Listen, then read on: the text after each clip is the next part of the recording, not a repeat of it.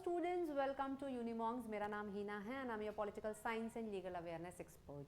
तो जो भी स्टूडेंट्स कंसिस्टेंट हैं लेक्चर्स के साथ, उन लोगों को पता होगा कि हम लोगों ने अराउंड 6 चैप्टर्स जो हैं वो कंप्लीट कर लिए हैं क्लास 12 की पॉलिटिकल साइंस की एनसीईआरटी के, है ना। हम लोग क्या सीयूईटी पॉलिटिकल साइंस वाला कंपोनेंट जो है उसको टारगेट कर रहे हैं इन सेशंस में। एंड मेरी पूरी कोशिश होती है कि हर सेशन में जो भी इंपॉर्टेंट चैप्टर्स हम कवर कर रहे हैं उसमें जो भी इंपॉर्टेंट कीवर्ड्स हैं, जो भी फैक्ट्स हैं, उनको अच्छे से हम कवर करें सो दैट पेपर के हिसाब से आप कॉन्फिडेंट फील करो और जो भी इंपॉर्टेंट चीज़ें हैं, रेलिवेंट हैं आपके पेपर के लिए, सीयूईटी के लिए, वो मिस नहीं होनी चाहिए है। तो हम लोग राइज ऑफ पॉपुलर मूवमेंट्स जो है वो डिस्कस कर रहे थे। 2 सेशंस हम लोगों ने ऑलरेडी उसके कंप्लीट कर लिए हैं। मैंने आपको बताया चिपको मूवमेंट के बारे में, दलित पैंथर्स के बारे में, आर्टिकल 17 इंडियन कॉन्स्टिट्यूशन का हमने ये सब डिस्कस किया, ठीक है। तो आज वहीं से आगे बढ़ते हैं एंड बात करते हैं बाकी जो पॉपुलर मूवमेंट्स थी उनकी, ठीक है। तो rise of popular movements part 3, 2 parts हमने कंक्लूड आपके कर लिए हैं। तो आज क्या सीखने को मिलेगा इस पे बात करते हैं। आज के सेशन में हम और जो अलग अलग जो और मूवमेंट्स हुए थे apart from Chipko movement, Dalit panthers, है ना, उनकी बात करेंगे। तो आज डिस्कस करेंगे भारतीय किसान यूनियन, ठीक है। इसके बाद हम बात करेंगे एंटी अरैक मूवमेंट की and the last one is Narmada बचाओ आंदोलन। देखो ये बहुत इंपॉर्टेंट टॉपिक है बच्चों। चैप्टर 7 जो है यहाँ से आप काफ़ी सारे क्वेश्चंस अपने सीयूईटी के पॉलिटिकल साइंस वाले कंपोनेंट में क्या कर सकते हो, एक्सपेक्ट कर सकते हो, ठीक है। तो आपको यहाँ पे अच्छे से फोकस करना और मतलब इस तरीके से देखो, थोड़ा सा भाई 20-25 मिनट का एक लेक्चर होता है तो उसको इस तरीके से पढ़ो कि क्लास में याद हो जाए। मैंने आपको बताया कि जब भी हम कोई भी मूवमेंट डिस्कस कर रहे हैं क्लास में, जब भी हम कोई चीज़ पढ़ रहे हैं तो फोकस किस पे होना चाहिए कि मूवमेंट का ऑब्जेक्टिव जो है वो क्या था, ठीक है। एंड आप टाइमलाइन थोड़ी सी याद रख सकते हो। टाइमलाइन से मेरा मतलब ये है कि किस ईयर में ये मूवमेंट हुआ एंड मैपिंग के तौर पे बताऊं तो लोकेशन याद रखिए, है ना। जैसे दलित पैंथर्स की अगर हम बात करें तो महाराष्ट्र स्पेसिफिक था, और चिपको मूवमेंट की बात करें तो उत्तराखंड में, है ना, वहाँ पे था, ठीक है। और यहाँ पे कोई अगर इम्पॉर्टेंट लीडर है, ठीक है, जैसे कि हमने चिपको मूवमेंट के केस में देखा कि सुंदरलाल बहुगुणा जो है वो काफ़ी इंपॉर्टेंट एक नाम जो कि चिपको मूवमेंट के साथ एसोसिएटेड रहा। एंड दलित पैंथर्स में तो एज सच कोई नाम नहीं था, ठीक है। फिर आपको ये देखना है कि कौन सा जो है पार्टी मूवमेंट है, नॉन पार्टी मूवमेंट है, ठीक है। तो ये सारी चीज़ें हमको क्या करनी है, ध्यान में रखनी है। अब आगे बढ़ते हैं। आगे बढ़ने से पहले ये तो डेली का डोज हो जाता है आप लोगों के लिए। जब तक हम लोग इंडियन पॉलिटिक्स पढ़ रहे हैं तब तक हमें क्या करना है, हमको जो स्टेट्स हैं उनको क्या करना है, उनको अरेंजमेंट देखना है ना, कि भाई सबसे बड़ा स्टेट कौन सा है, सबसे छोटा स्टेट कौन सा है, एरिया वाइज, पॉपुलेशन वाइज, ठीक है भाई। नॉर्थ से साउथ अरेंज करो, वेस्ट से ईस्ट अरेंज करो, यही सारी चीज़ें हमको क्या करनी है, ध्यान रखनी है। एंड द मोस्ट इंपॉर्टेंट चीज़ भाई कैपिटल्स याद रखो, है ना, कैपिटल्स याद रखो। बहुत बार ये क्वेश्चंस जो है ना मैच द फॉलोइंग में आ जाते हैं, तो इनके लिए बहुत एफर्ट्स करने की जरूरत नहीं है कि पता लगा सुबह से एटलस लेके बैठ गए और रट्टा लगा रहे हैं। नहीं, ऐसा कुछ भी नहीं करना है, ठीक है भाई। सिर्फ क्या करना है, डेली 1-2 स्टेट को भी कवर करोगे ना तो भी हो जाएगा भाई। चलिए, सो बात करते हैं सबसे पहले किसकी, भारतीय किसान यूनियन की। शॉर्ट फॉर्म में इसको क्या, BKU। अच्छा देखिए, कोई भी मूवमेंट, कोई भी यूनियन, कोई भी ऑर्गेनाइजेशन जो रहेगी तो उसका लोगो भी बच्चों हमको क्या करना है, ध्यान में रखना है।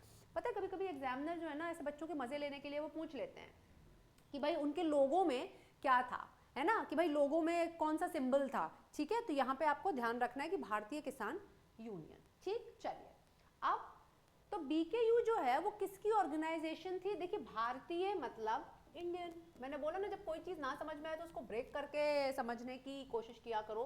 किसान, फार्मर्स, और यूनियन इज एसोसिएशन कह लो या ग्रुप, ठीक है, एसोसिएशन या फिर ग्रुप। चलिए भाई, होपफुली आप लोगों को मेरी हैंडराइटिंग जो है वो समझ में आ रही होगी। अब तो खैर आदत पड़ गई होगी, नहीं। चलिए, तो BKU क्या है बच्चों, एक ऑर्गेनाइजेशन है फार्मर्स की। अब देखो, मैंने आपसे क्या बोला था, जब भी हम ऑब्जेक्टिव कोई भी क्वेश्चन पेपर होता है उसकी बात करते हैं, है ना, तो वहां पे हमें क्या करना होता है, हर लाइन में से खुद ही कोशिश करनी होती है कि क्वेश्चंस फ्रेम किए जाएं। तो वो सबसे पहले तो आपसे यही पूछ लेगा कि BKU जो है वो किसकी ऑर्गेनाइजेशन थी, लैंड होल्डर्स की ऑर्गेनाइजेशन थी, फार्मर्स की थी, या टेनेंट्स की थी, या नन ऑफ द अबव, है ना। तो हमको नाम से क्लियर है ये कि ऑर्गेनाइजेशन किसकी थी, फार्मर्स की थी। अब नेक्स्ट इंपॉर्टेंट चीज मैंने बोली थी, क्या हमको ध्यान में रखना है, location. Haryana and western UP.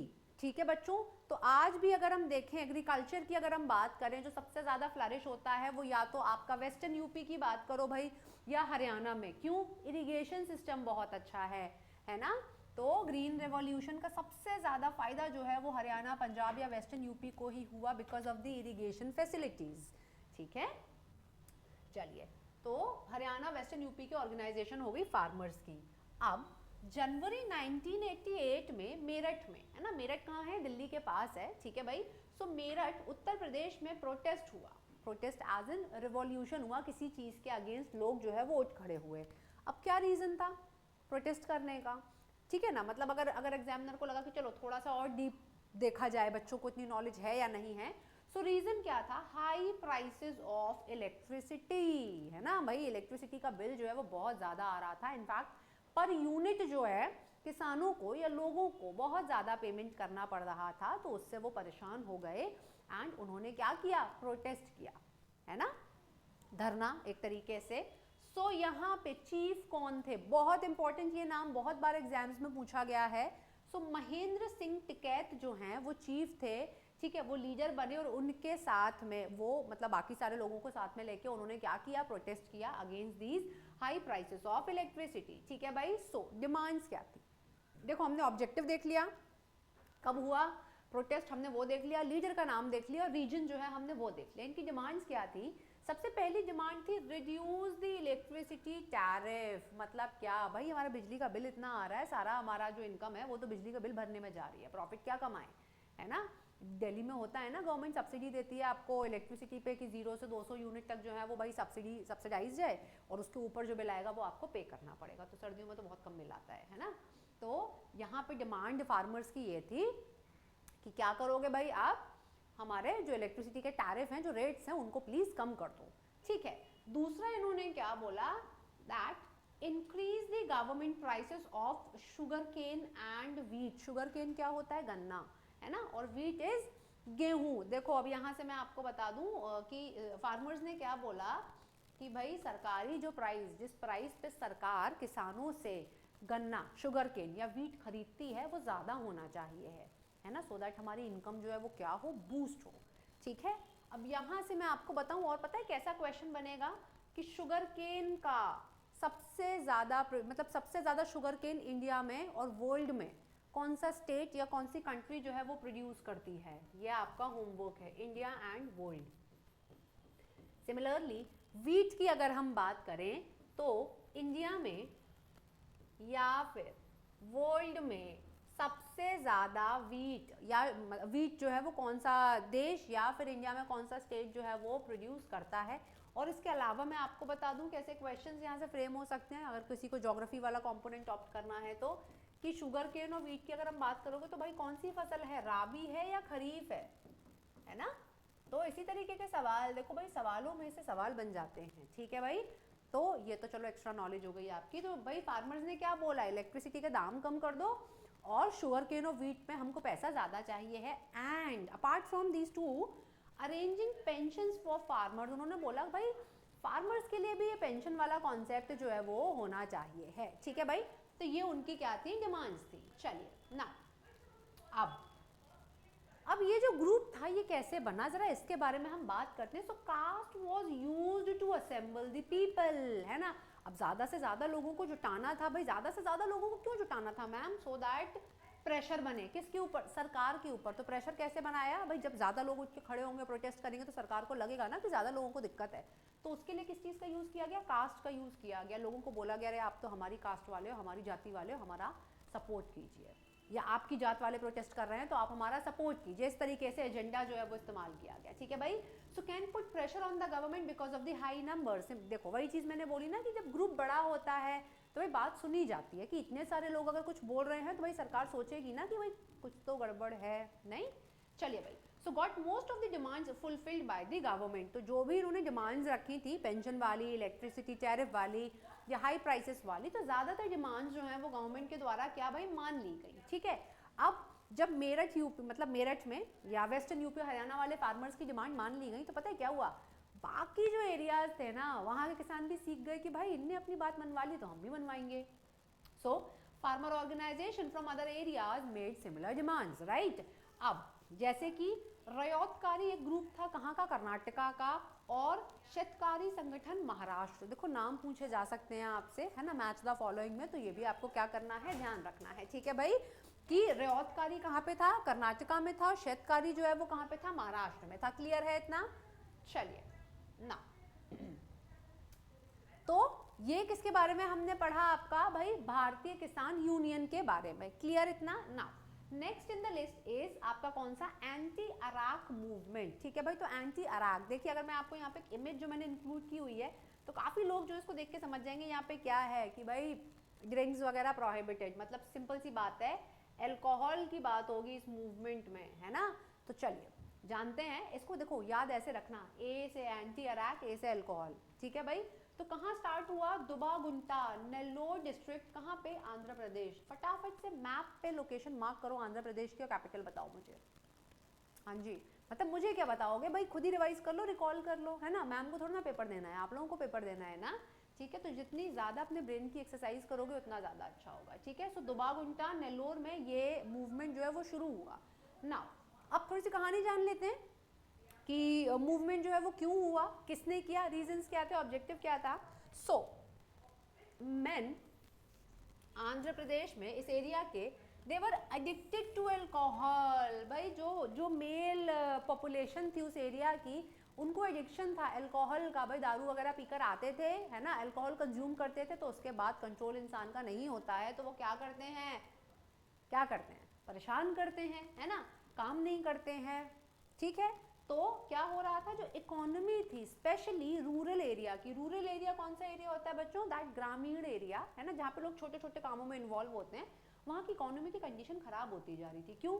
क्योंकि जनरली देखा जाता है कि जो मेल्स होते हैं वही काम पे जाते हैं, औरतें घर का काम संभालती हैं। अब आदमी घर के अगर क्या करेंगे, अल्कोहल कंज्यूम करके नशे की हालत में काम पे नहीं जाएंगे, तो पैसा कहाँ से आएगा, है ना। इसकी वजह से क्या हो रहा था, फैमिलीज की कंडीशन कैसी हो रही थी, खराब हो रही थी, उनके ऊपर डेट जो है वो बढ़ता जा रहा था। भाई अब जो बेसिक नेसेसिटी है उसको तो फुलफिल करोगे ना, तो बेसिक कमोडिटीज के लिए लोग कर्जा ले रहे थे, इनकम आपकी है नहीं है, आप उधार पे उधार पैसा लिए जा रहे हो, तो कर्जा कैसे चुकाओगे भाई, तो उधार लिया तो कर्जा बढ़ गया, ठीक है। अब वही मैंने आपको बताया कि अल्कोहल कंज्यूम करते थे, एडिक्शन था उस चीज का, तो they did not go to work, काम पे जाते नहीं थे, और उसी की वजह से क्या होता था भाई, काम पे नहीं जाते थे तो महिलाएं घर में चिड़चिड़ करती थी, टसल, है ना। डोमेस्टिक वायलेंस के केसेस भी बढ़ गए, एंड जो इसकी वजह से जो विमेन है वहाँ की, उस एरिया की, उनको बहुत ज़्यादा प्रॉब्लम हो रही थी। एक तो मॉनेटरी लॉसेस, डेट बढ़ रहा है, डोमेस्टिक वायलेंस, मतलब हर तरीके की प्रॉब्लम उनको फेस करनी पड़ रही थी। इतना क्लियर है? आंध्र प्रदेश याद रखना, ठीक है भाई। एंड क्या आपका अल्कोहल के अगेंस्ट एक तरीके से मूवमेंट चलेगा, और कौन, विमेन जो हैं, है ना, वो बिल्कुल उठ खड़ी होंगी अपने राइट्स के लिए। जब मैंने आपको बताया था, हमने पहले डिस्कस किया था कि मूवमेंट्स की जब हमने बात की थी, तो मैंने बोला था कि समाज का वो तबका, वो जैसे बोला जाता है ना कि स्ट्रैटा ऑफ सोसाइटी जिसको प्रॉब्लम होगी, विमेन, स्टूडेंट्स, पीजेंट्स, ये सारे उठ खड़े होंगे और अपनी ऑर्गेनाइजेशन बनाएंगे, और फिर क्या, सरकार से डिमांड करेंगे, ठीक है। तो पेपर में ना सवाल आपसे ये भी पूछा जा सकता है कि एंटी अरैक मूवमेंट जो है ये किसने शुरू किया था, यूथ ने शुरू किया था, फार्मर्स ने शुरू किया था, फीमेल्स थी, या कौन थे, है ना। तो आपको ये भी याद रखना है। तो भाई स्टार्ट कैसे हुआ, देखो बैकग्राउंड पिक्चर मैंने आपको बता दी कि क्या कहानी चल रही थी। अब हुआ क्या, आंध्र प्रदेश में आपका एक अडल्ट एजुकेशन प्रोग्राम जो है उसको लॉन्च किया गया, ठीक है ना। अडल्ट एजुकेशन एज इन, देखो इमेज आप देख सकते हो कि जो लोग बड़े लोग होते हैं, जैसे एग्जाम्पल प्रौढ़ शिक्षा, जो अपनी एजुकेशन कंप्लीट नहीं कर पाए होते हैं किसी रीजन से, उनको मौका दिया जाता है पढ़ने का, बहुत ज़रूरी है भाई, है ना। इसी प्रोग्राम में जो महिलाएं जाती थी उन्होंने कंप्लेन की, है ना, कि भाई देखो ऐसे ऐसे ये लोग तो सिर्फ अल्कोहल कंज्यूम करके घर पे ही पड़े रहते हैं, काम पे जाते नहीं है, पैसा वैसा कैसे कमाएं, कैसे काम करें, सिचुएशन खराब हो रही है। And this is where the movement started. जब ये कंप्लेंट्स पहुंची, और 1 2 3 नहीं, ज़्यादातर लोगों के द्वारा ये कंप्लेंट की गई वहाँ पे जाके उस प्रोग्राम में, तब लोगों को समझ में आया कि नहीं भाई एक्चुअली प्रॉब्लम बहुत बड़ी है, राइट। सो वहाँ से ये मूवमेंट जो है उसकी शुरुआत हुई। अब यहाँ पे मूवमेंट की शुरुआत हुई, ऑब्जेक्टिव देखेंगे, डिमांड्स क्या रखी गई भाई, उनकी देखो इनिशियल डिमांड क्या थी फीमेल्स की, कि भाई आसपास के एरिया में ना ये जो आपका जो अल्कोहल है उसकी सेल को क्या कर दो, आप बंद कर दो, है ना। और बाद में आके और भी जो चीज़ें थी उनको इंक्लूड किया गया। इनिशियली तो अराक मतलब जो अल्कोहल है उसकी सेल बंद कर दो, भाई मिलेगी नहीं तो पियेंगे कहाँ से, सिंपल सी बात है। और बाद में जाके इन्होंने बोला कि भाई ये लोग तो डोमेस्टिक वायलेंस भी तो करते हैं, मारते पीटते हैं हमें। दूसरा, सेक्सुअल हरासमेंट के केसेस जो हैं वो देखने को मिले, राइट। एंड तीसरा, डाउरी सिस्टम, ठीक है ना। तो अल्टीमेटली परेशानी किसको हो रही थी, फीमेल्स को हो रही थी हर चीज़ में। ये सारे केसेस जो है ना वो फीमेल्स के अगेंस्ट हो रहे थे, मतलब डोमेस्टिक वायलेंस के, सेक्सुअल हरासमेंट के और आपका डाउरी सिस्टम के, ठीक है भाई। तो ये सारी डिमांड्स उन्होंने इंक्लूड की। तो स्टेट गवर्नमेंट जो है भाई, अब देखिए बड़ी सिंपल सी बात है, तो सबको पता होगा, सरकार जो है वो अल्कोहल वगैरह की सेल पे काफ़ी सारा रेवेन्यू जो है वो जनरेट करती है इससे, है ना। तो भाई स्टेट गवर्नमेंट ने बोला कि अगर भाई हम ये सेल रोक देंगे तो जो हमारी इनकम है वो तो रुक जाएगी, क्योंकि हमको तो बहुत ज़्यादा रेवेन्यू आता है यहाँ से, है ना। So the government did not want to stop the sale because of the high revenue, है ना। पैसा सबको चाहिए होता है भाई, ठीक है। तो अब मैम क्या हुआ, सरकार नहीं मानी क्या, देखते हैं सरकार मानी या नहीं मानी।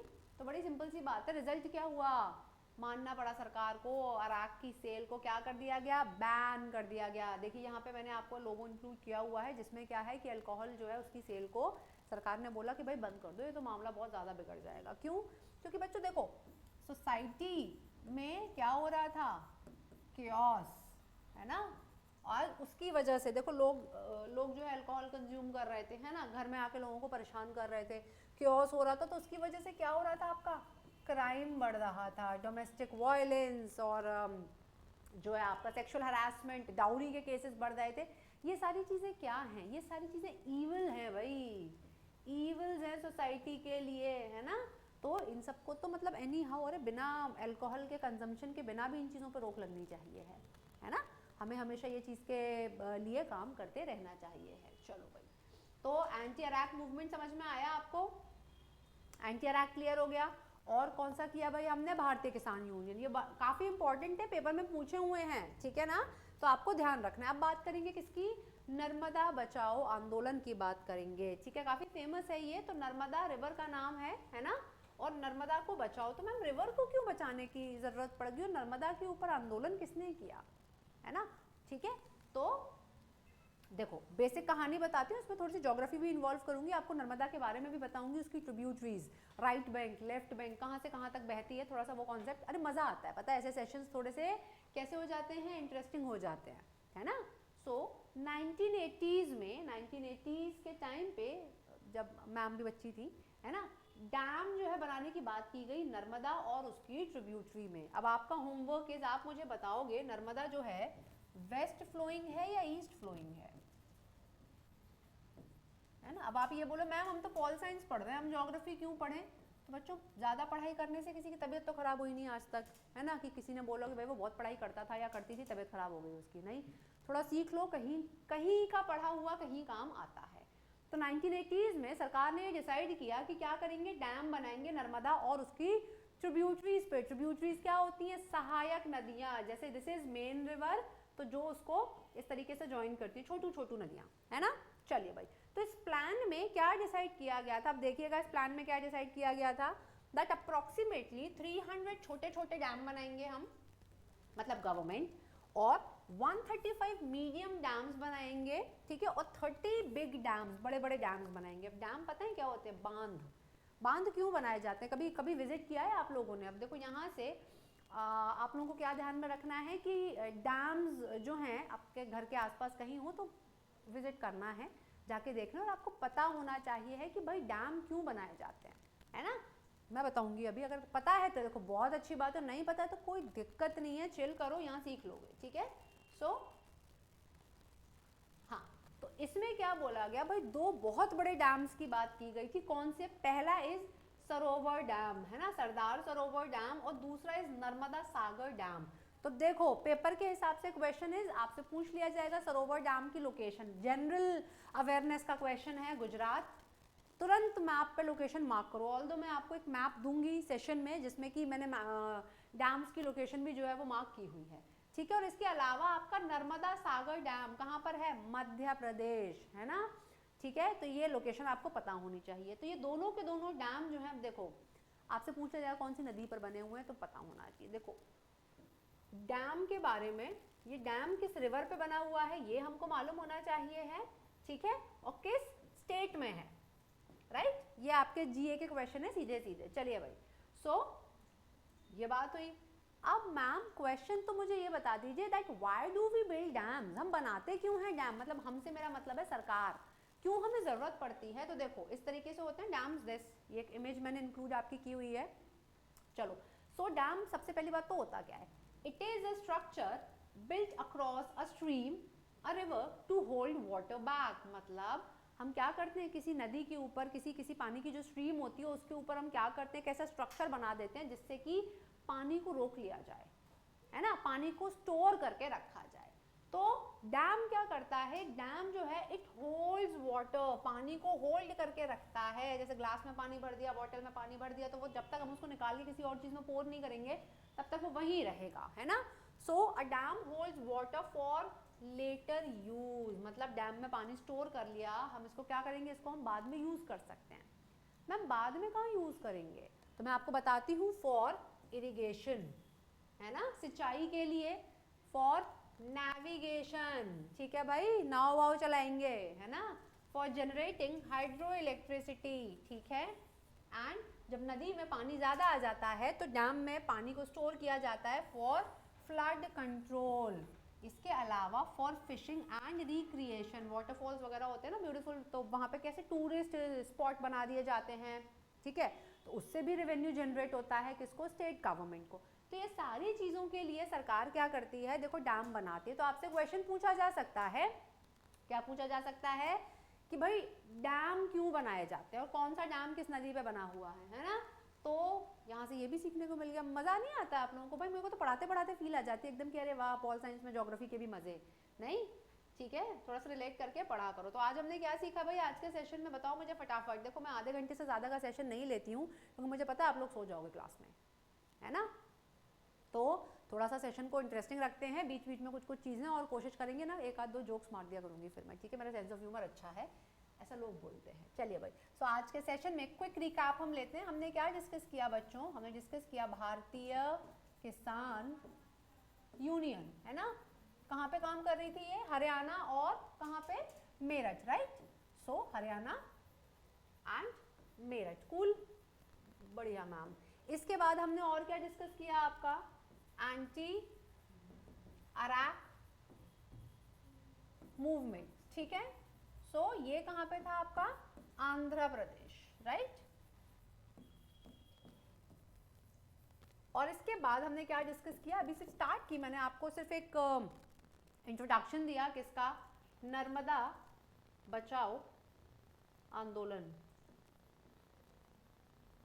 ठीक है। तो यहाँ पे डैम्स बनाए गए, राइट। तो ये सारी चीज़ें जो है हमने आज के सेशन में डिस्कस की। तो आपको क्या करना है, इन चीज़ों को बस एक बार और फटाफट से ना 2x की स्पीड पे वीडियो देख लेना और क्या करना है, इसको रिवाइज कर लेना, सो दैट भाई अभी के अभी याद हो जाएगा, है ना, ठीक है। बहुत ज़्यादा इतना कुछ इन्फो, मतलब बहुत ज़्यादा फैक्ट नहीं थे कि आपको बहुत ज़्यादा मगअप करना पड़ेगा, ठीक है। सो आई एम अज्यूमिंग ये सेशंस जो है वो आप लोग एंजॉय कर रहे होंगे। So thank you so much for watching this video, bye bye, take care, thank you so much.